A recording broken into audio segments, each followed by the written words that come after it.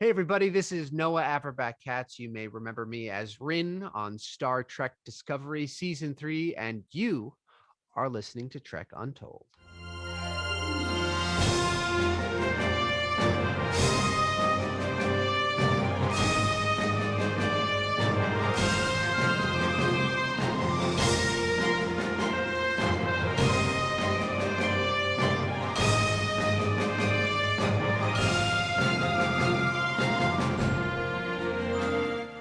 Hello and welcome back to Trek Untold, the Star Trek podcast that goes beyond the stars.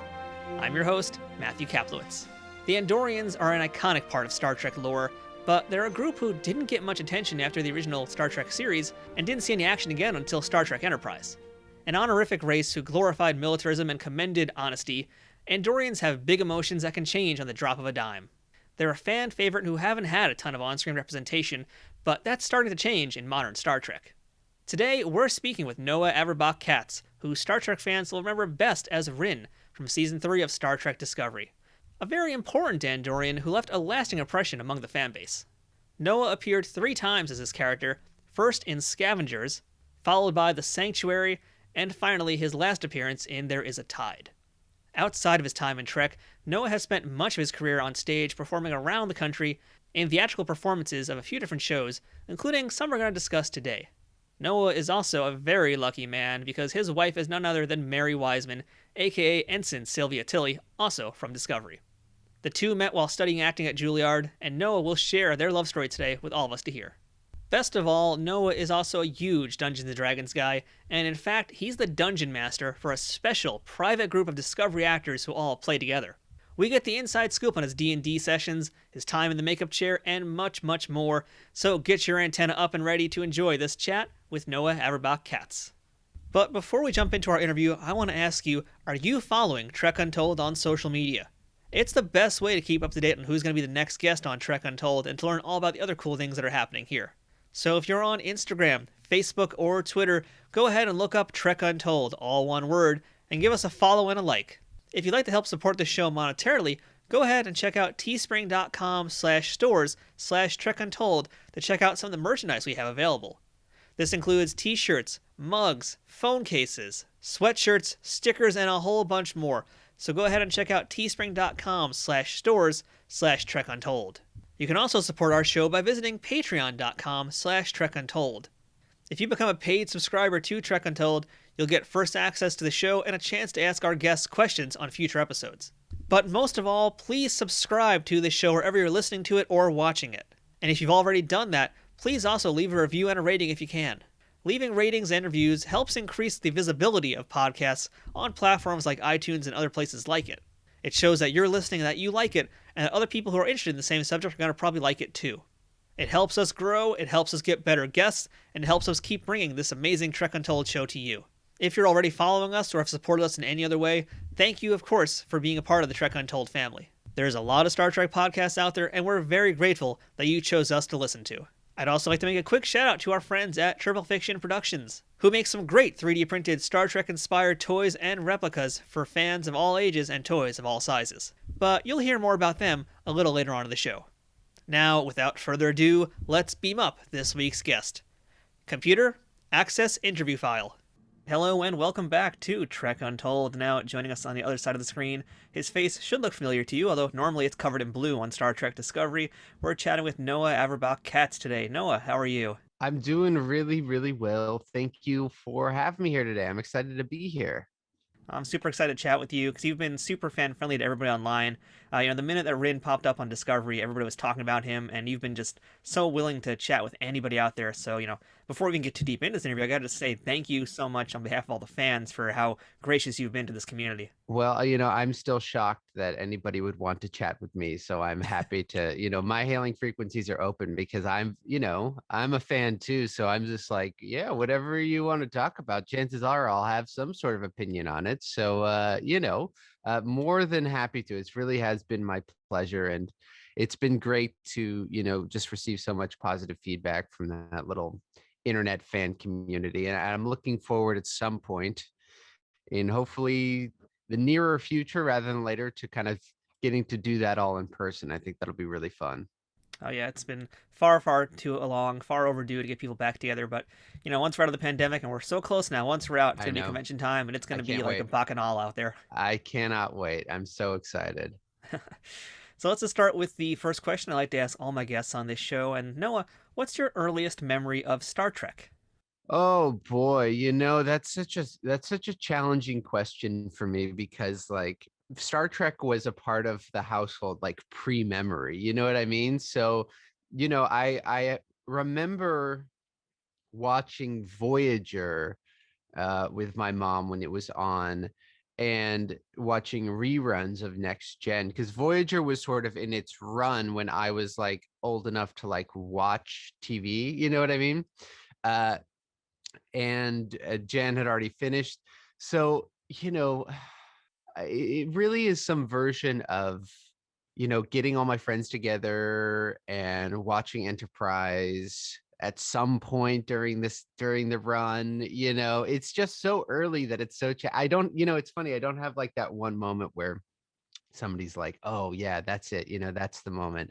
It's just like it's just always been around. Can you tell us where you were born, who your parents were, and what did little Noah want to be when he grew up?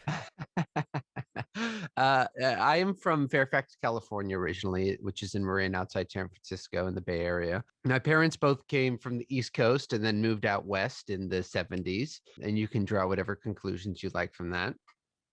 And, I was always in acting and theater, doing plays in middle school and elementary school and high school.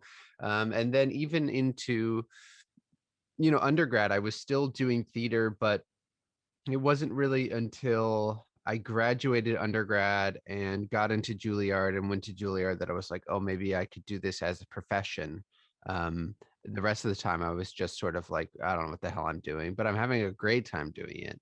So, yeah, I didn't really have it wasn't like I had sort of this laser focus on, oh, this is what I want to do, or I want to be on Star Trek. It was just like, it just sort of picked me up in the stream and just kind of kept washing me down until I was in New York in 2011. And I was like, oh, maybe this is what I'm doing now.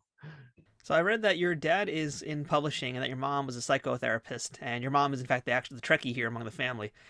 So yeah, what's it like growing up in that household? Yeah, my mom, hi mom, I guarantee she's listening or I watching know his this. mom. She sort of loves that idea of like a utopia, but not like a dystopian utopia. I feel like so often the way that a utopia is portrayed is like sort of like as a fascist state that portrays itself as a utopia, whereas like in Star Trek, what is really unique about its utopia is that people still have problems, they still have conflicts, things are not all solved. It's really just like a lot of the ills of capitalism have been removed and allow people to kind of be their most authentic self, and not worrying about, sort of the Maslow's base needs. And I think that really appealed to her and to her sensibilities. She grew up watching the reruns of TOS. And then from there, just kind of kept up with Trek. And, I went to my first convention at 8 years old. She just threw me in the car and we drove off and I didn't know what was going on. And I was like, pretty like, oh, okay, this is really weird. This is really weird, but I think it's also kind of fun. You know what I mean? And there's lots of shopping to do, which is always great. And then after she threw me in the car, she would just start throwing my friends in the car. And we, my friends who would know even less about Star Trek would be like, this is the weirdest thing I've ever done, but I'm having a good time, I gotta say, and I have photos of my friends in the uniform wearing the little Vulcan ears. So she just sort of was like, this is just happening. I want to do this and you're doing it with me. And it stuck, once it's in there that young, there's really no escape from it. And I find it kind of funny too that your mom is the Trekkie, your dad is completely removed from that world. But then, fast forward to Star Trek, and you should mention that your dad, Steven, he's the publisher of Mother Jones, That's which is a correct. pretty well-known magazine. And here's Rin basically playing a character. It's almost like something out of Mother Jones magazine. He basically rises up with the workers to unite against Osira. Yeah, I love that. Yeah, if in a, probably the reason he tried to escape the chain is he wanted to just start like a union somewhere and, just advocate for better wages or for, a more humane treatment of Quajon, and it all went south from there. So yes, that's very fitting. So along the way, Noah finds himself at Julliard, amazing school. Can you tell us maybe one lesson that you learned that continues to stick with you today that you use whenever you're on stage or on screen? Okay. Gosh, one lesson I learned at Juilliard that still sticks with me.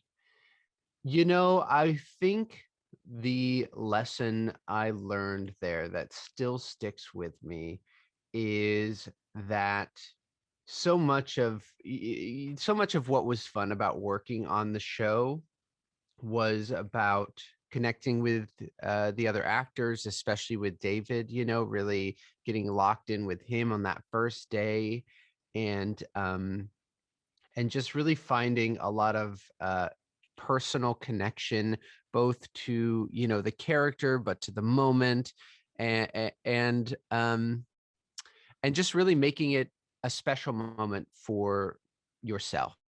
Um, and not worrying so much about what everybody else is going to think about it, if it's right or wrong, if this is the way that somebody else would do it, but just really focusing on what is exciting about it for you, and being really present in that moment and enjoying the fact that you're here and that you get to be doing this amazing thing, and all the random lucky coincidences that led to this moment, and just really savoring that, and being present for that. I think that would be what I got from that.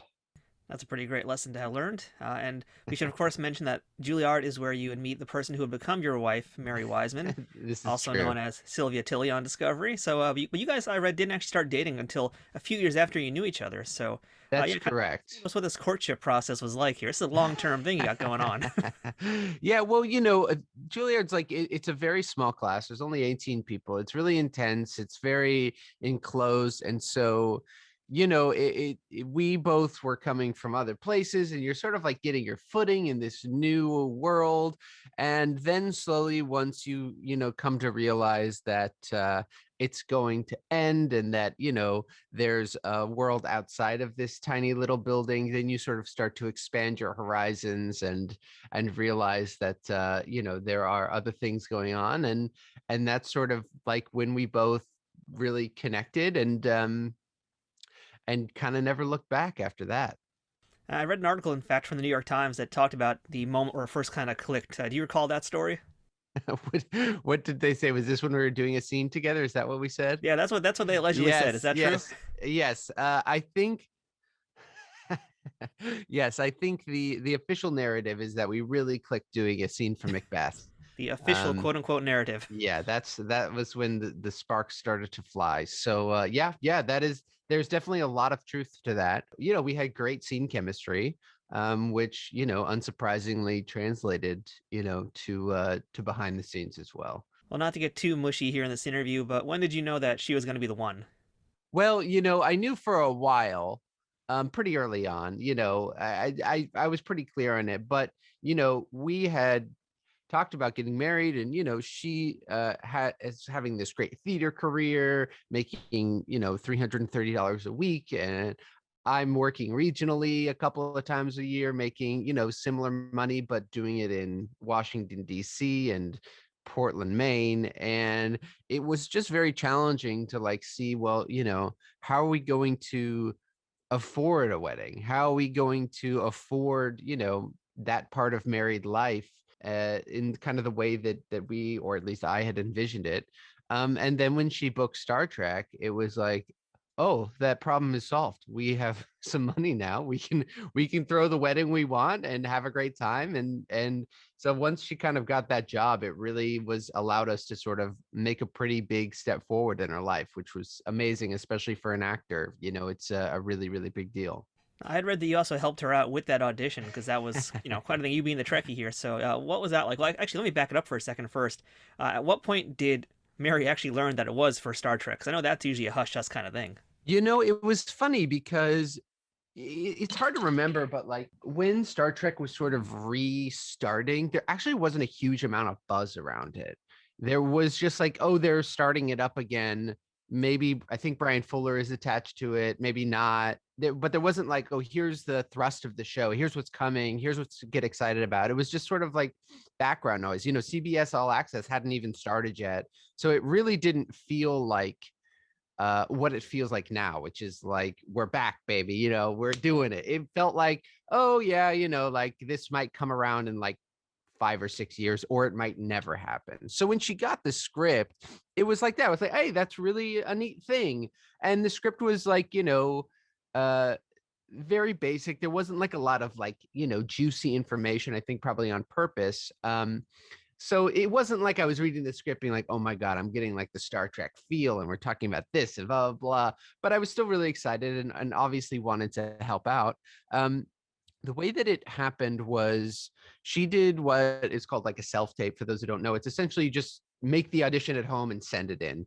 And her agent's office in New York has like a little booth. So we went into this booth and I read the lines with her, and she was obviously amazing. And it was like, yeah, I mean, I don't really need to help you with the acting stuff. You've pretty much got that down. So we did it and it was fun. And we didn't hear anything for a while, or she didn't hear anything for a while. And then they got back to her and they asked for what is called a slate, which is essentially just like a full body shot to see like what you look like, which is super, super common. In fact, she probably just had forgotten to put it on the first one.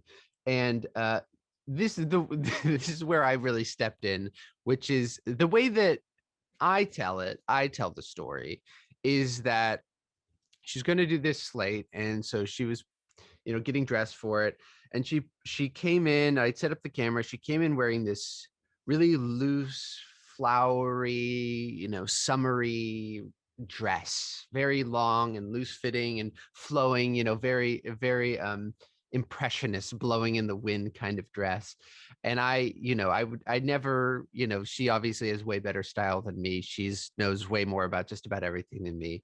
So, but this one time I was like, look, sweetie, I would never ever, this is the one time ever going to say this, but I just think it would be a really good idea if you maybe put on something with a bit more square shoulders, a bit more military, a bit more, in the army kind of thing. And she's like, yeah, sure. The way that she tells that story is that she came in wearing this dress and I said, absolutely not. You need to change immediately. Are you out of your mind? So the truth is probably somewhere in between, or she's telling the truth and I'm lying. But she did the slate and then we didn't hear anything for a while. And it was like, okay, that's sort of how it goes. You send this video off into ether and it's gone forever. And you never think about it again. And I was out at dinner with my cousin and my dad, and Mary was coming to meet us from somewhere. And me and my dad were talking and my cousin were talking. And she sits down next, everybody says hi. And she leans over and sort of just like whispers to me, like, hey, I booked Star Trek. And I was like, what? What are you talking about? Like, what do you mean? She's like, yeah, I booked it. And I was like, I don't even understand what you're saying to me. Like, you're on one episode, you're what? And she's like, no, I'm going to be a series regular. And it was just like, it took a really long time for me to be able to truly comprehend that information. And then from there, it was kind of a bit of a whirlwind. Everything sort of changed from there. Well, I'm hoping one day I can get Mary on and get her side of the story too, because I want to see if I can match these two together and figure out which one's the truth, which one's not here. I mean, knowing the two of us, I'm almost certain that she's telling the truth, and I've created a new memory for myself. So it's a good memory. I'll go with it. So, we know that you did also a lot of work in theater, a lot of work on stage. And I wanted to ask about one role in particular I read about, and that was that you did a regional theater performance of My Name is Asher Lev. And the reason I'm curious about that is because, I remember reading the book and being affected by it, and also wondering, just even years later, still thinking about it, why was this never made into a movie? Because I feel like it's like the perfect thing that'd be great for it. So I'd love to hear about your experiences working on that show. That's so funny. Yeah, it is a good movie. I don't think it would get made into a movie nowadays, but I could really see it as like getting made into a movie in like 1998. It really has that Oscar 98 feel. It was great. It was really an interesting thing. For those who don't know, it's essentially about it's an adaptation of a book about an Orthodox Jewish guy who wants to be a painter and paints these these pictures which are beautiful but which also are very ostracize him from his community and his family, and they're always at ends with each other. It was great. I think one of the one of the things I really liked was getting to learn more about the Hasidic community and that life and how different and strange it is. I mean, I'm not trying to pass judgment, but I'm a Jew, so whatever, I'm going to do it. And it was interesting. At the time, I lived in Crown Heights, Brooklyn, or Washington Heights, Brooklyn, and the community that the play and the book is based on is maybe 10 blocks down. So walking down there, getting to look at this, where the religious leader lived, and walking through that community and being like, wow, I'm just walking into a completely different world. It's just a very interesting culture. It's a very interesting, weird little subset of America, of these religious communities that have sort of decided to, stay separate, which is kind of they have every sort of major religion has their own little subset of religions who are saying, I'm staying away from everybody else, we're doing our own thing. And it's just a really interesting thing to learn about. And this was before that Netflix show came out that got really popular about like Hasidic Jews and that woman who's trying to escape. And yeah, it's just a really, really interesting culture, and a challenging one as well. Good way to put it. Yeah, good way to put that. Don't at me. Don't tell me I'm Jewish. All right. You know what? I'm keeping it inside the family. Okay. So, a lot of folks we've spoken to have come from the world of stage as well, and then they transition into screen. Typically happens. So, during your time that you've been working in the theater, was there like one show in particular that really taught you a lot about your craft or just about yourself? That's a good question. I was doing a play right before the pandemic that I was actually doing in conjunction with Star Trek called uh, Richard, Dick, Sally, and Jane, something like that. I can't even remember anymore. I did it in Baltimore. It was going to move up to New York, but it got canceled because of the pandemic. Actually, our rehearsal was going to be on the Monday, when on Friday the entire city locked down. And it was just a really interesting moment. First off, it was just a really great group of people. Often you'll have one person who you're friends with forever, or you'll have a group of people you get along with, and then they all scatter to the winds. And if you're very unlucky, you'll have somebody who you really don't like in a play. It's like any other job. It just, you have a lot of different ones. Sometimes you like your coworkers, sometimes you don't like them as much, but you always try to do your best. And in this one, it was a just a really, really great group, both from the cast and the creative side. The writer, director, Noah and Taylor were really amazing, and it's been great to still keep in touch with them. And there was a lot of things about that play which really stuck with me. First off, it was about a lot of it had to do with being deaf, and we had a deaf actor who was amazing, Trishelle, and having interpreters and other deaf people was a really, really just a special experience for me, as somebody who is, has a physical disability, but whose community is a little bit more scattered, is a little bit more, on the internet and less in person, like, and a little bit less cohesive. It was just really, really, it was just a really special thing to get to see a really cohesive community like that. And it really, um, I just learned a lot about, what's important to me in that world. And that sort of has really informed, me trying to get more involved with Type 1 International and insulin affordability and that stuff. So it was really an inspiring thing, and it's a special thing to get to be around, because that is not an experience that a lot of people get to have. And then also to kind of shuttle back and forth between Star Trek, this massive production, and I'm wearing all these, costumes and makeup and da da da da, and then to come back to this play, which requires a lot of energy and a lot of focus, but is just a completely different tone. It was just a really fun thing to get to bounce back and forth. And as opposed to them sort of being, at odds with each other, like, oh, I have to get my head back into this one. It really felt like they complemented each other, and this sort of level of, camaraderie and collaboration that I was sort of practicing in the play, I could bring up to Star Trek, and the level of focus and sort of, physical determination to make it through the end of the day, I could bring back to the play. And so it was just a really, really fun time. You so rarely are getting to work at two things on once without it sort of driving you crazy. So it just wound up being a really, really special moment. And, you know, I'm glad that it was that happened before the pandemic and not something really bad, because that would have sucked. Trek Untold will return momentarily.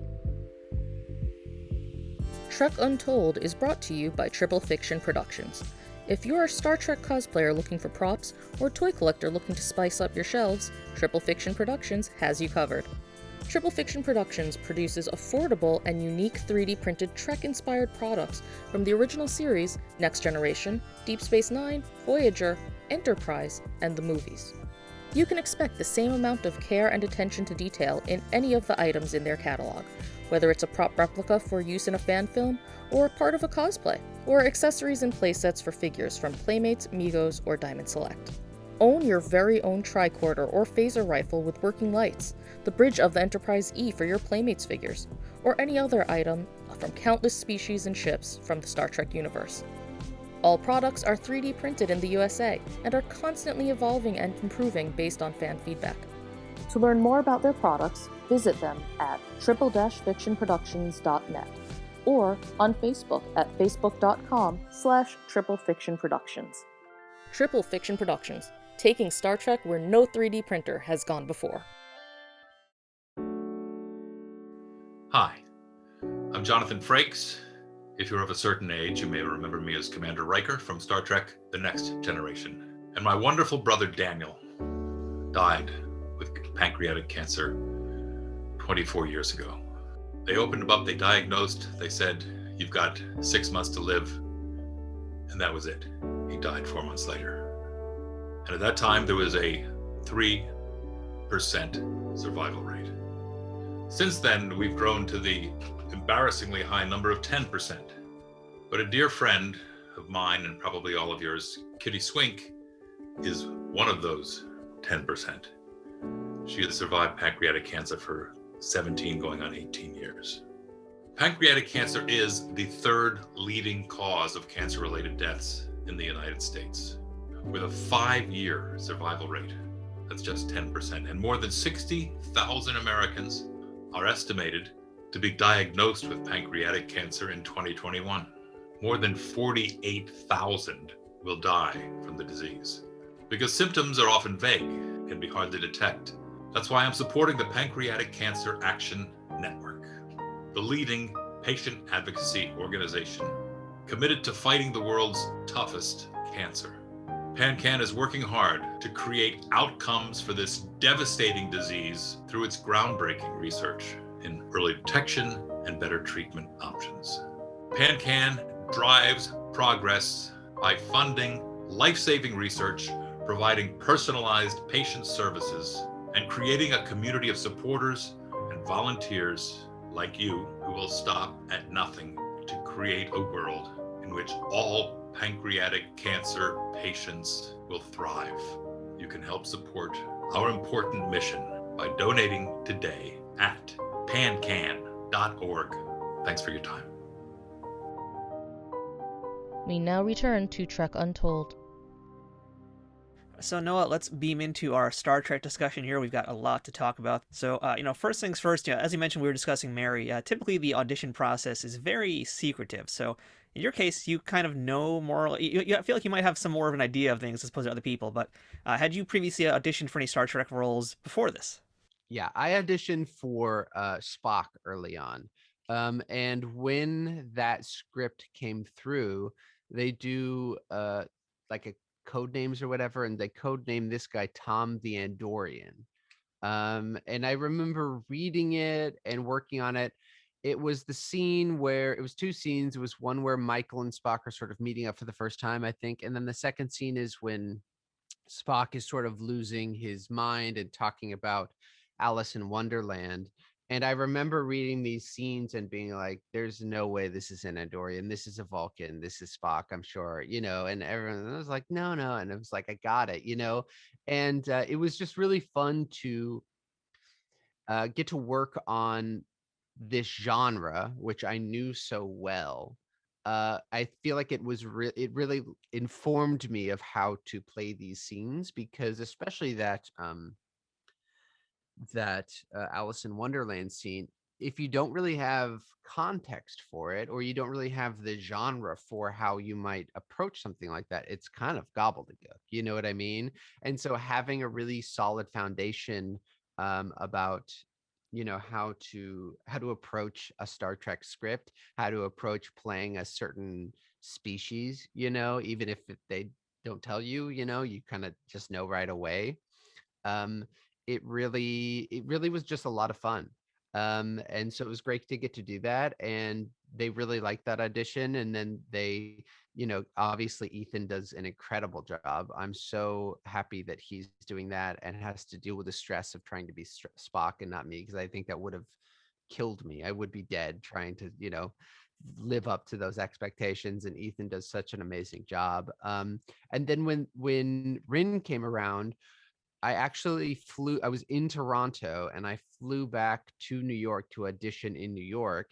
And again, it was like immediately I just understood the world, and I understood, the stakes, and I could just picture myself, on a broken down space station. It just didn't take a lot of effort to figure out what the hell was going on. It was like, I don't know what, the greater context is, but I also know, like, sometimes in Star Trek, you start there, you just are there, and it's the actor's job to just convey, that cold open where O'Brien and Bashir are trying to rig an explosive device to escape from the Cardassian, and you don't need to, you don't know everything that's going on, but it had that feel. It was almost like I was doing a cold open of an episode, and it was just really, really fun.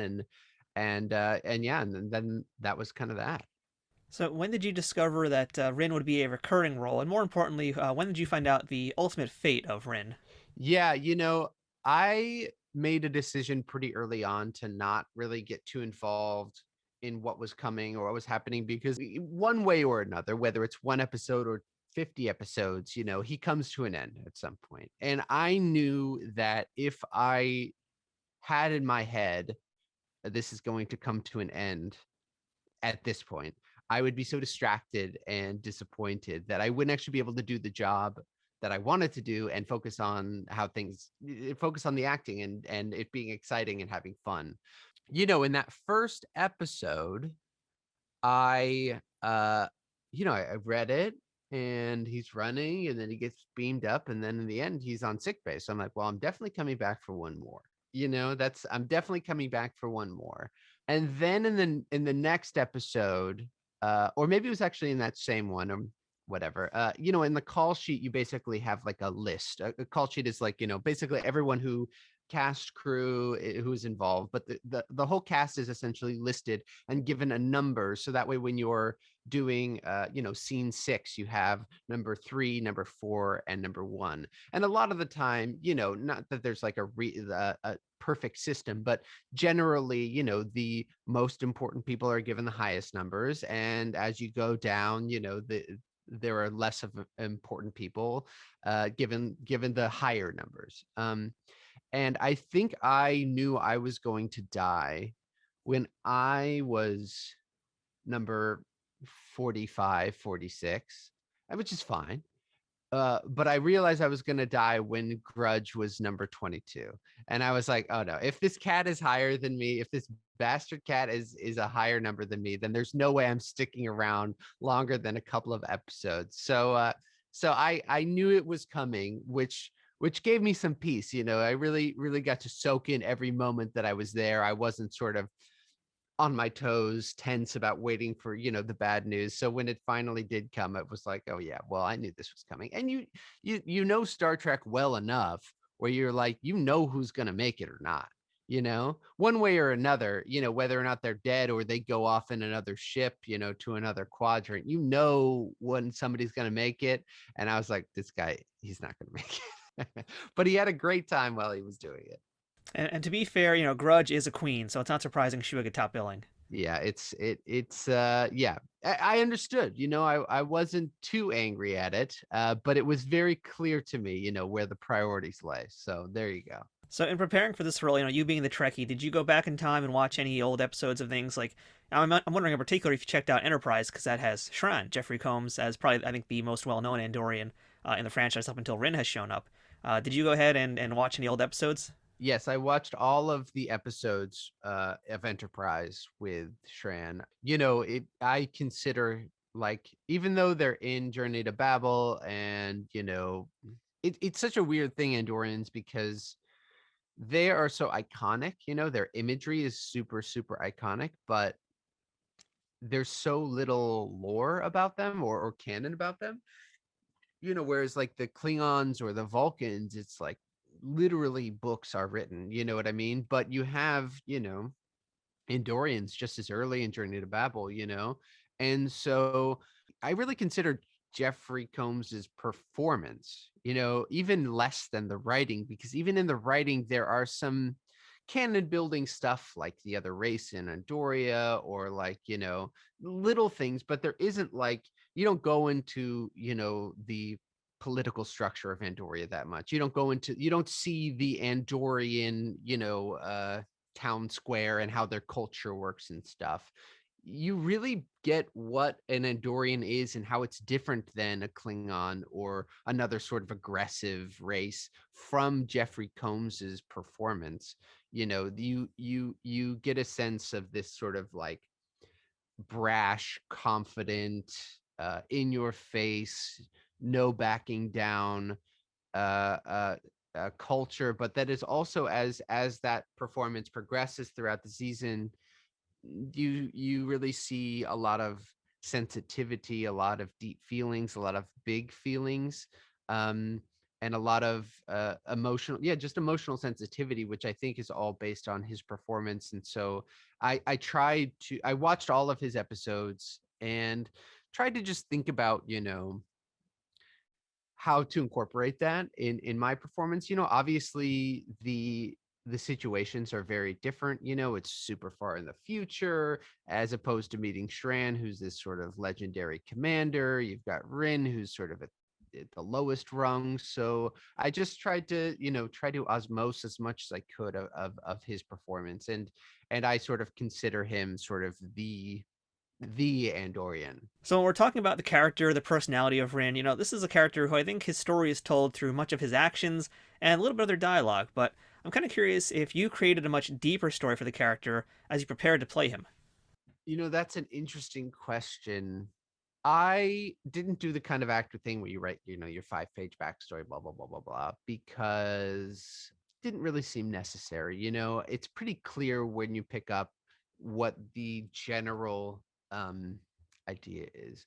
The things that I did fill in my mind are, his relationship to Osira and her sort of responsibility in removing his antenna, and that experience, and what the point of that experience was for her to him.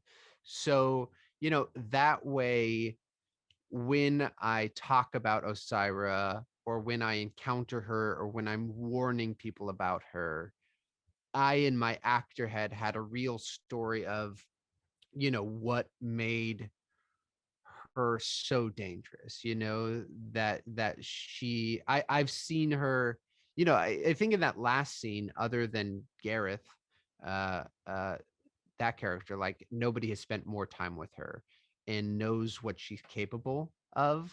So it really did feel like, when I gave my final, my little last speech, that I knew what the result was going to be. I wasn't underestimating her. I was making a decision to make this my stand, as opposed to acquiescing and going back to whatever life I had. So a little bit of both. There was the moments that were really tied to what I had to do, and my relationship with the other characters. That's where I really put a lot of that energy building up the story. Um, because the backstory of him had changed, and sometimes they put something in, other times they took something out, so I didn't really get too focused on what his uprising was, rather than that it happened and it failed. I think that's the important part you know So let's talk about that makeup for the Andorians too, because Rain has got a heck of a makeup. And we talked to Ian Lake a little while ago, who Oh plays an yeah. Orion alien, and he told us about that process. And there's that video on his social media as well, showing it, which was much more intense than I would have ever believed. But what was Yeah. it like for your makeup session? Yeah, me and Ian were in the trailer all the time together. It's really, really wild. It's especially strange for the Orions, because it's like it looks like the contours of their face are human. It's just green. And so it's a little bit shocking to like be like, "Oh, you're wearing a mask over that." It's very funny. But for the Andorians, it was a lot. It was a lot. So the way those masks work is they're kind of full face, completely over your head, back of your neck. They're about like maybe four different pieces kind of glued together. Some stuff that I didn't understand was, first, like when they come there's essentially, they're made in this mold. You get a mold of your face. I'm sure everybody has seen that before. And then when they're on your face, out of the box, they just look like a sort of sky blue color. It looks like a really, really crappy Halloween mask.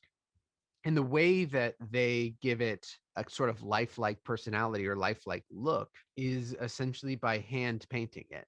So they will sort of airbrush multiple layers of colors, multiple textures, and then they'll come in with an actual hand brush. And it's really like a piece of art, turning this essentially lump of rubber into sort of a real face.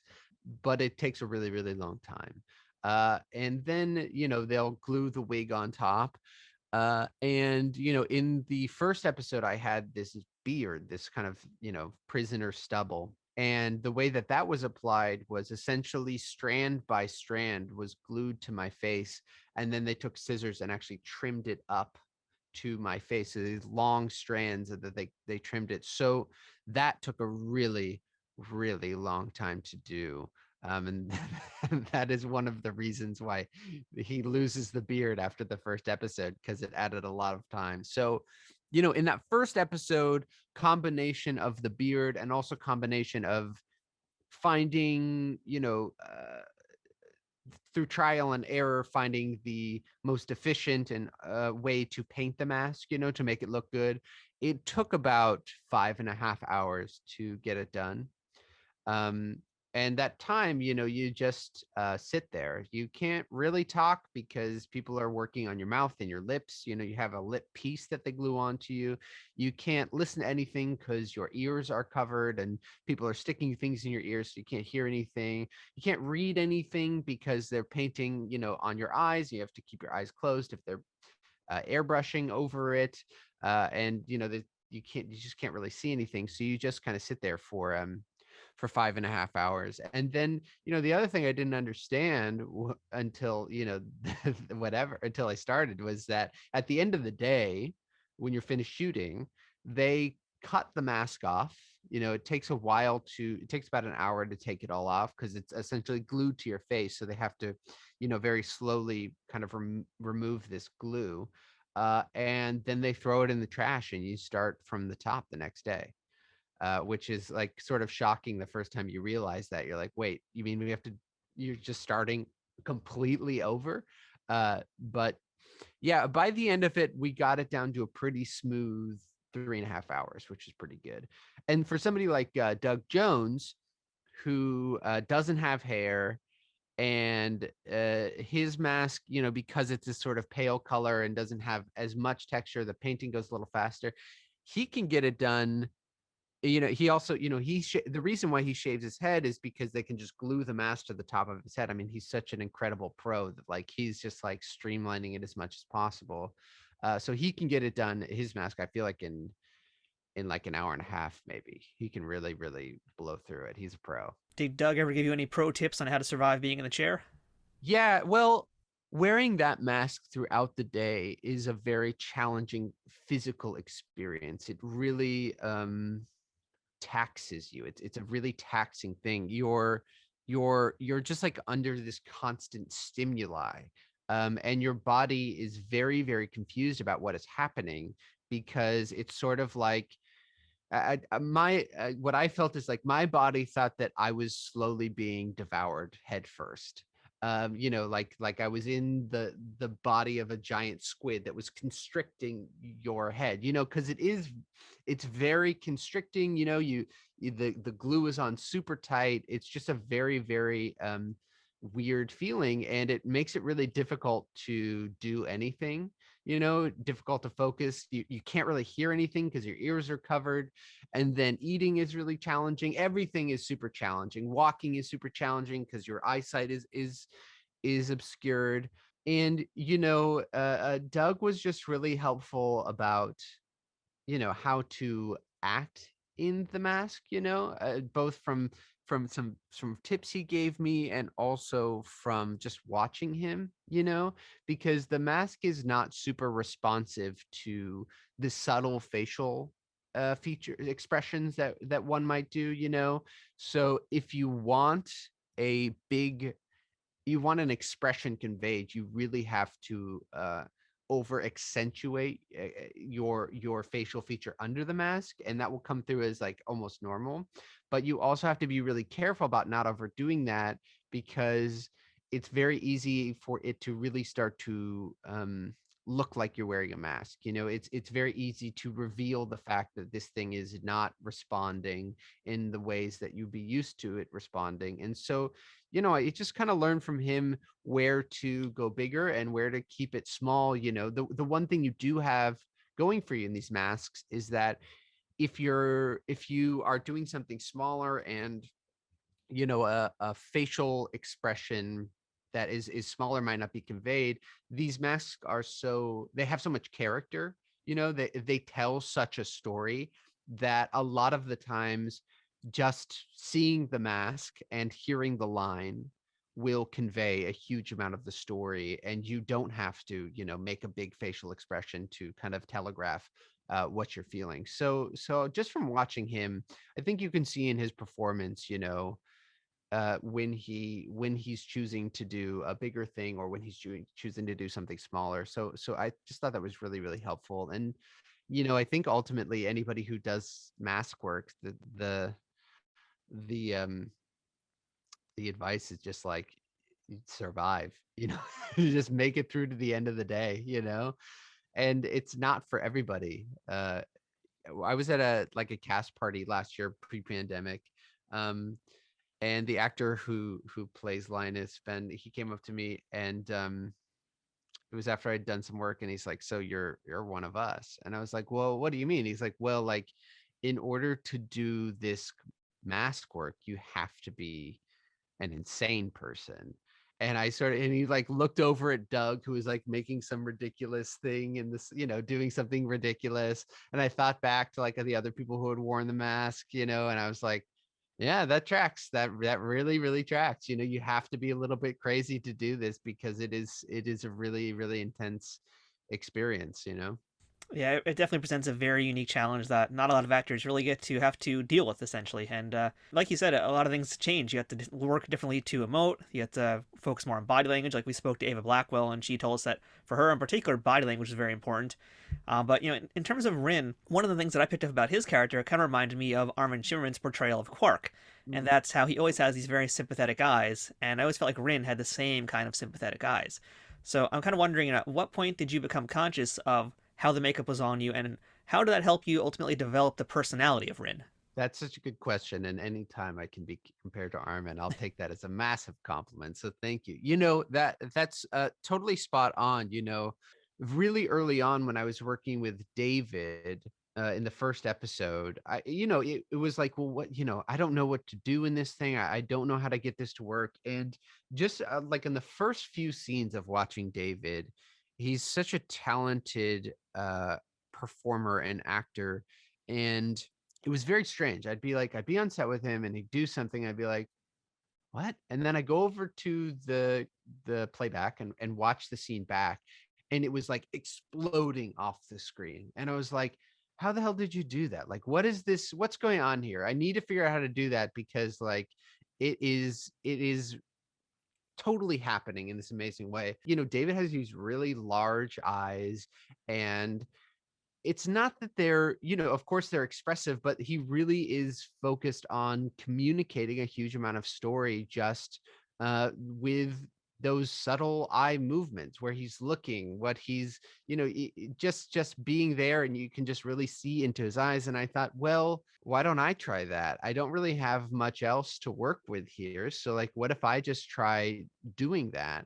And going back and watching playback, it just was immediately starting to click for me. What's challenging is that it's great to, you know, use body language and use big facial movements, but you know, that's can be really useful as like a Klingon who has these big moments. But when you're playing somebody, what a real challenge, you know, you're playing somebody who is beaten down, who has to remain quiet, who feels small and contained, and like they are have been, you know, put into this very small box.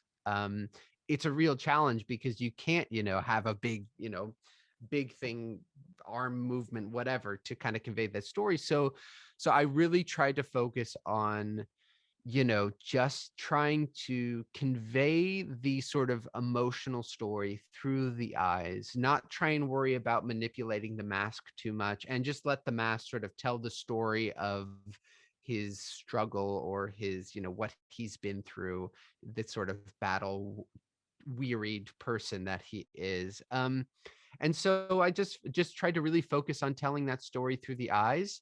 And it was, you know, it's just a really interesting acting exercise, you know, to have things taken away from you, and really be forced to simplify. It's just a really, really interesting exercise to get to do. I really, really enjoyed it.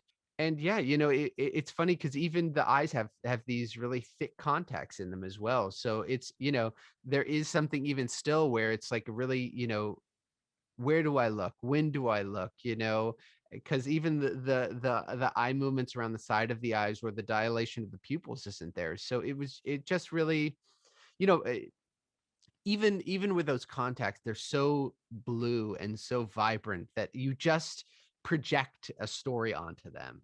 And so, you know, the sort of hope was, let me do a little bit of work and see if the audience can kind of meet me halfway and fill in the rest of the story. And since we're talking about this part happening during Scavengers, I want to actually follow up with you on that, because at the end of this episode, it's a very action-packed climax. Was this the first time you'd ever done something to that magnitude of craziness? Definitely. You know, so that was my second day of shooting, was on set of Scavengers. We didn't do the ending. We just did the second day of shooting. Was it's actually like a really short moment, but it's sort of where we're running out of the work area into the kind of gravel, and there's the explosions. And you know, I had never done anything like this. It was, you know, it was basically an action movie. And so I'm still trying to figure out how much this thing weighs my head down, you know, trying to figure out how to run. There's 40 extras who I'm supposed to be leading up this gravel and then down this gravel. And then, you know, the guys are like, hey, so like 5 feet over there, you just can't go over there because there's going to be a huge explosion. And if you get too close, it's going to melt that plastic onto your face. So just make sure to stay away from there. And then another time, you just make sure to go around this. And then also, like, there's all this scrap metal on the ground, so don't trip on any of it. So it was just a crazy, crazy way to start things out. But it was also just so much fun. You know, I think I'm not acting in those scenes. Like, I am focused on truly not dying, truly not getting blown up. You know, I didn't have to do any extra work to believe like I was there, because if I was out of it, if I was like, "Nah, I don't really believe this," then I would have fallen into a jagged piece of metal and impaled myself, or I would have got blown up. So I was, you know, just like laser focused. It was just so much fun. You know, it was such a unique experience that uh I mean, there's I doubt I'll ever do anything quite like that again. But it was really, really, really fun. And then moving ahead to your next episode, The Sanctuary, that was the time you got to do a scene with your wife. So I'm curious, if that was the first time you guys had worked together professionally since like maybe your Julliard days. Was that the first time on a paid gig, I should say, that you guys were able to work Yes, together? yes, yes. It was definitely the first time on a paid gig we had worked together, and I was so nervous because I had to represent the family first off. And I was also, it was very clear that I was in her house. She was so comfortable, so relaxed. And it was also just really interesting. We hadn't really done anything too significant together in a really long time. And I was just blown away by how relaxed she was, how in control she was. It was really, really impressive and a great reminder of why she's just absolutely out of this world good. But it's funny because I was so excited, and a part of me really wanted there to be a Tilly Rin romance, and even if it wasn't in the script, it was in my head. And so I came in really ready to give it to her, and just like, oh, we're gonna have this drag out back and forth or whatever. And I did it, and Jonathan Frakes came up to me and was like, "Listen, Noah, like you need to like bring it way back. I don't really know what you're doing." He was very nice, but it was like, "You need to calm down." And I just couldn't believe it. I was like, "Oh my God, I've blown it. What a horrible day. This is it." Jonathan Frakes told me I suck. This is the worst day of my life. And I was just like, well, let me just try and survive the rest of the day. And Mary and I were leaving set together, and I was like, "Well, how was your day?" And she's like, "Oh, it's terrible." And I was like, What do you mean? What happened?" And she was like, "Well, I was like gonna come in and like do this big argument scene with you." And Jonathan Frakes was like, "You need to chill out, Mary. You need to relax and pull it back." So both of us had sort of come in ready to absolutely just like go back and forth towards each other. And it was completely not the scene at all. Watching the final product, I'm like, "Oh yeah, it's a good thing he did that," or it would have been like, "What is going on?" So it was really funny, but it was just a lot of fun, and I'd been on set so much. I knew everybody knew me there. I was the guy who loved Star Trek, who would show up all the time and get so excited about this. And the props guys or the set guys would show me the thing they made. Look at the prop. Look at this. Look at the costume. Gersha would show me her costumes, and I was just so excited. And so then to get to kind of step on the other side of the camera, especially on set, everything else had really been on location. And so this was sort of the first time on those sets. It was just a really, really awesome experience. I'm glad to hear that. And we should mention, since you've mentioned, of course, Jonathan Frakes, two of your episodes that you appeared in were directed by him. So did you have to fight being starstruck the entire time? And Yeah, what I was it? did. And how would you describe his style of direction? I was very, there are some benefits to wearing this mask, and one of them is like you couldn't really tell I was totally like just my knees were quaking. I was so nervous. I was gonna be like doing it in front of him, and I just like, I hope he likes me, blah blah blah. And so like I was obviously acting like an idiot the whole time, but because I was wearing this mask, you like really couldn't tell. So I was very, very thankful. um he was great. He's an amazing director. He really has this kind of rare combination, which is rare for especially TV directors, which is both really, really understanding the technical side of things in a way that I certainly don't. How to set up a shot really well, how to change on the fly, how to like make your day, how to not fall behind schedule, and understand that falling behind schedule is almost worse than not than getting the scene half good or whatever. But then also with a real ability to talk to and appreciate actors and acting, which is a lot of the time gets lost, especially in TV stuff, because you're coming in and you don't really know the characters, or you don't have as much experience working with actors. You've practiced film and editing, but maybe not working with the real life people. And it's difficult to understand why they won't do exactly what's in your head.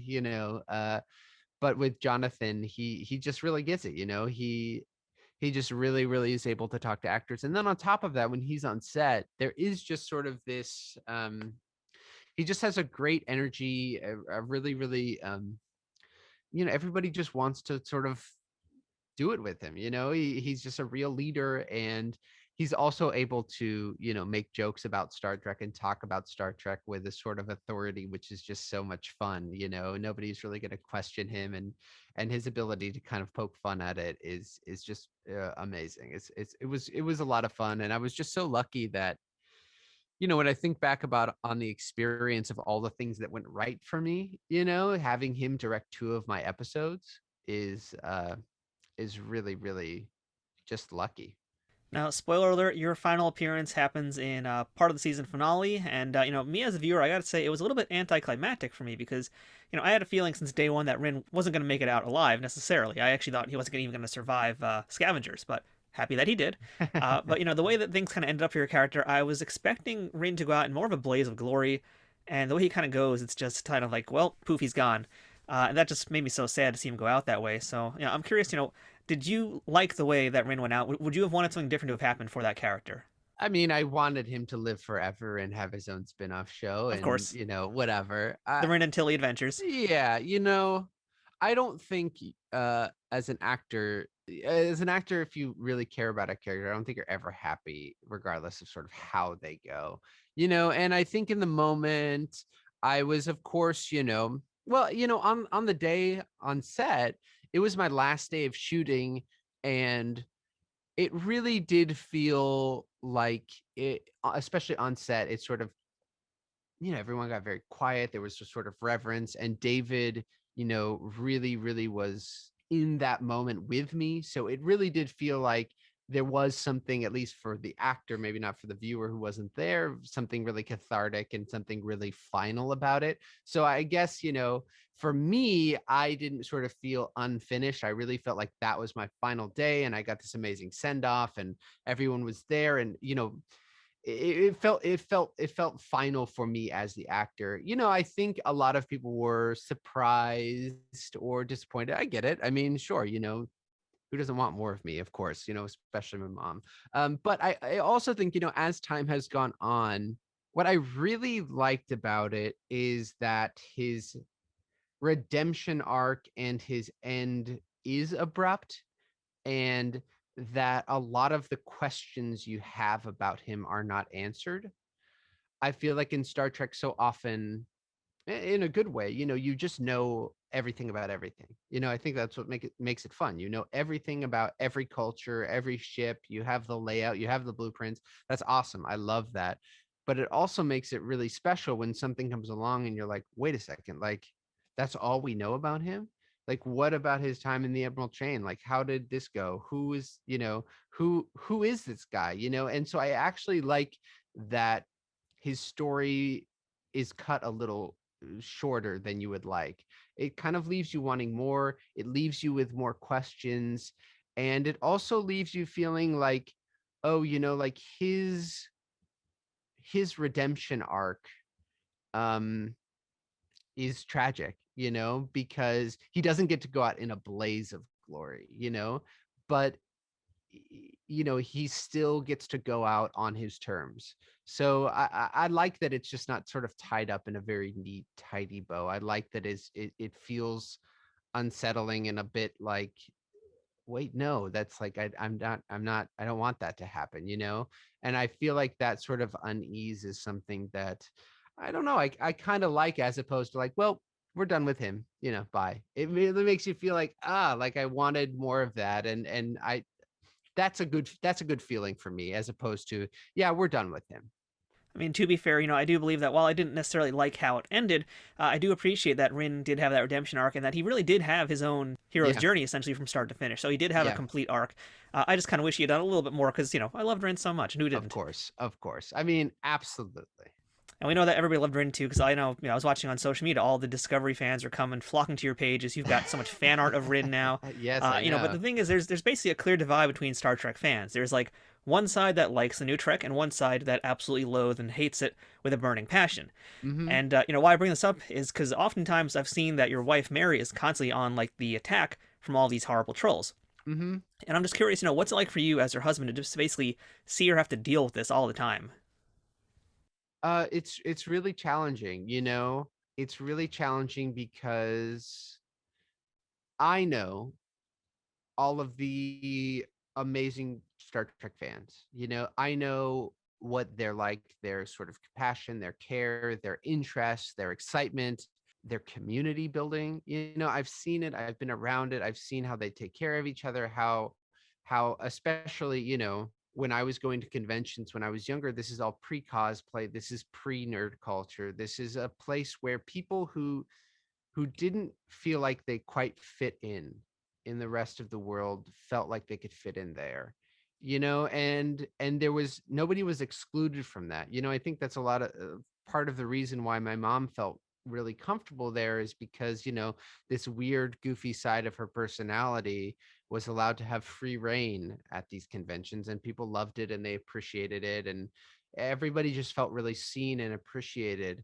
And so having these negative experiences is it sucks because that really colors her opinion of Star Trek and of the fandom, and she's well within her right, obviously to do that. And so it's really too bad that people think it's acceptable to behave that way, that they think that there's some sort of, yeah, it just really really sucks, because as much as I would like to sort of show all the amazing parts of Star Trek, it's very clear to her that Star Trek and this fandom has some really serious issues, and it makes you not want to be a part of it. It makes you, as the actor, say, screw this. I don't want to get involved. I don't want to put myself out there to the fandom. I don't want to interact. I don't want to engage. Uh, I want to, be done with this. And that's a crappy feeling for anybody in any job. And it just kind of reminds you of like Kelly Marie Tran during the whole Star Wars thing that happened, a few years ago, Exactly. saying that she Yeah. basically got chased off social media just because it was Yeah. just overwhelming. And it's horrible that this still happens here, 2021, and there's just still so much unnecessary attacking and trolling like that. Yeah. It really is too bad. I just don't think, I don't think people understand like how that people read this shit. They actually are, you're being a fucking asshole and people are going to read it. And um, you know, fuck those people. That's enough said about that. Let's move on to something more positive here. So everybody who I've spoken to that's been on Discovery has said it is the best set they've ever worked on. Did you have that same experience? Because it sounds like you did. I certainly did. I think what is, I mean, look, it was an easy sell for me, to be honest. You know what I mean? It wasn't going to take much. Although, there is this moment I had where it's like, oh my God, if I don't like this, if I have a bad time here, like this is going to suck. It sort of is like, I really, really wanted to be good, or else it'd be like, oh my God, I finally get to reach this apex of my life and it absolutely sucks. You hear about that story. It's like, I've wanted this thing forever and I finally got it. It's horrible. So, thankfully that wasn't the case. I really think so much of that ethos is the cast. The cast is so amazing. There's sort of no bad apples. Everyone really takes care of each other and listens to each other. And I think that of course comes from the top down with Sonequa, who is like really uh she is absolutely committed to being a lead by example cast leader. She is like utterly inclusive of everybody who is on the show, whether you're an episode or whether you're somebody's husband like me. Just a really, really amazing person, amazing leader who, absolutely set the tone. And I think everybody was happy to sort of fall in line with that sort of mentality of, you know, camaraderie and taking care of each other and listening to each other and taking everybody's concerns really seriously. And I think that really comes from her. And of course, I can't let you go today, Noah, without discussing what our viewers who are watching this on YouTube can see right behind you. That's a bunch of D&D stuff. So for folks who don't know, yeah, look at all that beautiful stuff right there. For folks who don't know, Noah is the dungeon master for the Discovery D&D game, Disco Goes D&D. So can you tell us the story about how that all got started, who's a part of it, and give us the latest update on what's going on with the current missions? So I've been playing for a while, and I actually wanted to start a game last season, but because I was flying back and forth for other jobs, it just didn't really happen. And over the kind of off season, especially during the pandemic, I had seen that Anthony had posted something about playing D&D, and I was like, "Hey, Anthony," like, and he was gung ho.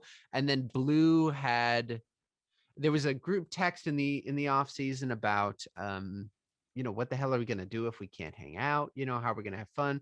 And Blue, Blue texted like, well, we can play D&D and Noah can DM it. And the timing is just right. I think one of the sad things for the pandemic, which is true for everybody, is that you lose the camaraderie. The parties, getting to hang out with people is such a fun part of being on set, of being a part of this, because it is challenging when you're up in Toronto. Toronto's beautiful, it's great, but you're away from home, you're away from your friends, your family. So not being able to, part of the fun is getting to hang out. And so of course, that being not the case this year, it made it really challenging. So I just think D&D is sort of filling that gap. It gives you a chance to be around people, not talk about work, make up stories that aren't about work. It's a real departure, and it's given me a chance to get to know Blue and Ian, who I didn't know very well before and now know really well, and love them. And yeah, it's just been a lot of fun. So the group is Anthony, Mary, Blue, Ian, Anthony's fiance, Ken, and Emily Coots. And Blue had played before, and Anthony had played a little bit before. But they're like, everyone is like, they know how to play D&D now, which very much warms my heart. As a DM, you are hoping that you sort of inspire people to dive deeper into the depths of D&D and rules and the player's handbook. And so I feel like that is slowly happening as people are like, what's the best combination of spells I can use in this, and they're getting excited about it. So it makes me really, really happy. When is this going to come out? So for folks who don't know, by the way, I record my episodes well in advance. So today is March 16th. So, Yes. we're going to get a little bit of an inside scoop here. This is not going to air for at least 6 to 8 weeks, most likely, after we do this interview. Yeah, so when this comes out, this will be old news. But between you and me, this weekend is Saniqua's birthday, and her husband Kenrick were like, "Hey, could we like play this weekend for her birthday?" So I'm going to build some characters with them tonight, and then this Sunday we'll do some sort of, I don't know if it'll be birthday theme, but it will be for Saniqua's birthday, like a D&D sort of one-off episode. This will be old news by then, but you're getting the exclusive in the future. So I'm really looking forward to that. Saniqua has really, really expressed, she's wanted to play. She's expressed interest. She's so busy. She's got 2 kids, a newborn, she's like she's obviously working herself to the bone, as she always does. But I'm really excited for her and for Kenrick to get to, have a few hours to play this stupid game and have some fun with us. So I'm really looking forward to that. So that will be what's coming up next. So I saw Anthony rap on an episode of Loading Ready Run's Dice Friends, and they did an episode of like, they were doing the Honey Heist role-playing game, and he was playing it as a grizzly bear. It was hilarious, and he took it very seriously. So, who amongst you in this session like is taking it that seriously and making up their own voices and really like becoming the characters? Oh, I think everybody, it's amazing when you have actors playing this game, because that the role playing aspect is just second nature. It's just like, oh, this is just what I do. And actually, I think actors really take to this game because it's in a lot of ways the freest expression of acting, because no one is dictating what you're supposed to do. So you get to create your character, act your character, and then decide for them, which is so usually not the case. Somebody has written the script and they tell you what to do, and you kind of work it out and figure out the best way to do what has already been written. So it's no surprise to me that all of the kind of actors have really taken to it. But Ken has really found his Tortle character very well. And yeah, Anthony I'm not surprised that Anthony took playing that grizzly bear very, very seriously. That sounds very much in line with his character. I'm sure he was amazing. So Noah, last question for the day. What is the best thing about being a part of the Star Trek universe? Oh my gosh, the best thing about being a part of the Star Trek universe. Oh my God, there's what is the best thing about being part of the Star Trek universe? It feels to me like I got to experience something so unique and so special. So few people will ever get to have the journey that I have kind of gone on, growing up with something and then getting to participate in it as an adult, feeling like, this circle is completed both for me and for my family, my friends, their parents, to feel like my extended family, everybody is aware, and has been aware of Star Trek and my family, my mom's relationship to it, to feel like that circle is complete, and to even have gotten the opportunity to have that experience. I think that's the best part, because it's just um, completely unique and completely special and sort of hard to believe in a great way. I mean, you're basically living the childhood dream here. I mean, exactly. I got to do it, and I got to get out before, as sad as it is to leave, I got to leave before my sort of it got ruined for me. You know what I mean? I still sort of can approach it with the um excitement I did when I was younger, or the excitement my mom has when she talks about watching the show, so there's something really special about, not having to go through a grind year after year and get to this point where I'm like, oh my God, if I put this damn mask on one more time, I'm going to lose my mind, to feel like I got to almost leave on top, when, not feeling like I was sort of getting down the other side. It just is really a special thing. Well, as we know, Rin is gone, but Noah is still here, so antenna crossed that he will show up again in Strange New Worlds, or who knows what else is going to happen in the world of Star Trek. But I'm hoping that we'll see your face pop up again, and hopefully this time your actual face, not one covered in blue makeup.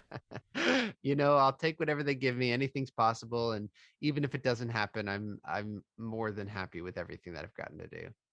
Well, Noah, thank you so much for chatting with us today. And again, I just want to thank you on behalf of all the fans for how amazing you have been with the entire community and how much you've embraced it and just taken it in and made it, made it a part of yourself.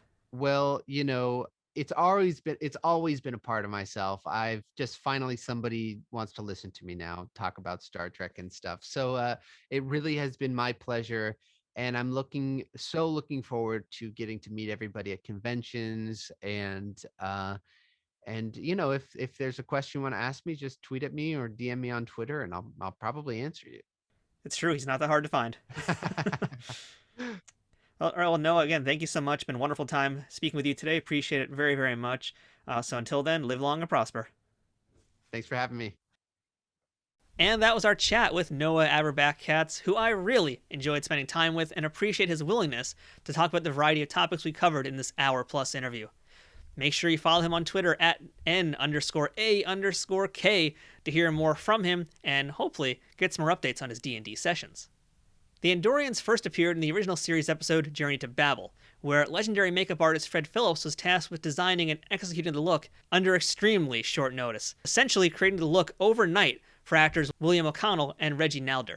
We wouldn't see an Andorian in Starfleet uniform until the animated series came out, where we were introduced to Commander Thelen, although technically he was from an alternate universe. While currently not canon, the Deep Space Nine novel Avatar revealed that the Andorians have 4 sexes, and all 4 must act together in order to procreate. As you can imagine, Andorian sex ed can get a little complicated, so we're going to save that lesson for another day.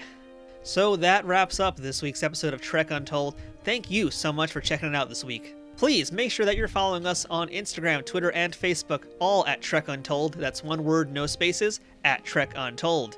It's the best way to get updates on guests, check out all the memes and other things that we're posting, and interact with myself and other Star Trek fans. If you'd like to support this podcast, go ahead and check out patreon.com/TrekUntold and become a subscriber to the show. Or check out teespring.com/stores/TrekUntold to check out some of our merchandise. If you've been enjoying Trek Untold, please leave us a rating and review on iTunes or wherever you're listening to podcasts. And if you're on YouTube, please give the video a thumbs up and subscribe to our channel, youtube.com/nerdnewstoday. Leaving ratings, reviews, and comments are things that all help this podcast grow, and they'll cost you nothing but a few seconds of your time. Doing things like that, or even telling your friends or other Star Trek fans about the stuff you've heard on the show and making sure they know about us, are huge helps to keeping Trek Untold growing. Thank you once again to our sponsor, Triple Fiction Productions. Go ahead and check them out at triple-fictionproductions.net. If you'd like to send us some feedback about this episode, suggest a guest, or ask to be booked on the show, go ahead and send me an email at trekuntold@gmail.com.